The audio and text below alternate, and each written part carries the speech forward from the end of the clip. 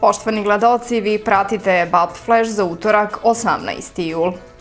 Novi specijalizovani kamion za odnošenje smeća za bolje i efikasnije funkcionisanje javno-komunalnog preduzeća Komunal projekt od danas je u upotrebi i služit će na korišćenje kako bi se poboljšao kvalitet komunalnih usluga u našoj opštini. S obzirom da javno preduzeće Komunal projekt komunalnu delatnost obavlja na cijeloj teritoriji opštine Bačka Palanka, koja u svom sastavu ima i 13 sela, ovaj kamion je bio veoma potreban kako bi se unapredio nivo obavljanja komunalnih usluga. Iz sredstava opštinskog budžeta početkom godine kupljena su 2 kamiona Kanal Jeta, a za specijalizovani novi kamion za odnošenje smeća iz budžeta je opredeljeno 20 miliona dinara. Od 28. jula u Paragama će biti postavljena 2 velika kontejnera za odlaganje kabastog otpada. Kontejneri će biti postavljeni na raskrsnici ulica Cara Lazara i Svetozara Miletića, kao i ulica Svetosavske i Lesine. Meštani mogu otpad da odlažu do 4. avgusta. Društvo dijabetičara Dijabap Bačka Palanka u saradnji sa Domom zdravlja dr. Mladen Stojanović, a uz podršku lokalne samouprave, organizuje akciju besplatnog merenja visine šećera u krvi za građane. Akcija će biti održana u subotu 22. jula sa početkom u 9 časova kod Centra za dijalizu.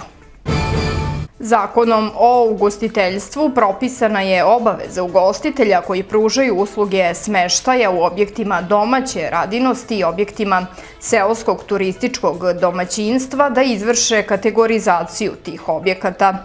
Zahtev za kategorizaciju se podnosi preko e-turiste i s tim u vezi pozivaju se sva fizička lica koja usluge smeštaja pružaju na način suprotan navedenom zakonu da se u što kraćem roku obrate jedinicama lokalne samouprave i podnesu zahtev za kategorizaciju ugostiteljskog objekta za smeštaj. Agencija za bezbednost saobraćaja MUP Srbije i Uprava saobraćajne policije, javno preduzeće Putevi Srbije i Eko Srbija uključeni su u realizaciju kampanje Vozi odmoran. Kampanja Vozi odmoran ima za cilj smanjenje broja saobraćajnih nezgoda, smrtnih ishoda i teških povreda u letnjim mesecima, kada je intenzitet saobraćaja povećan, a polovina saobraćajnih nesreća desi se zbog umora vozača. Najveći broj nesreća dešava se rano ujutro. Zato će u okviru ove kampanje na svim autoputevima višejezičnom porukom Putevi Srbije upozoravati vozače da je neophodno da voze odmorni i da na svaka 2 sata prave pauzu minimum 15 minuta. Kampanja Vozi odmoran trajeće do 15. septembra.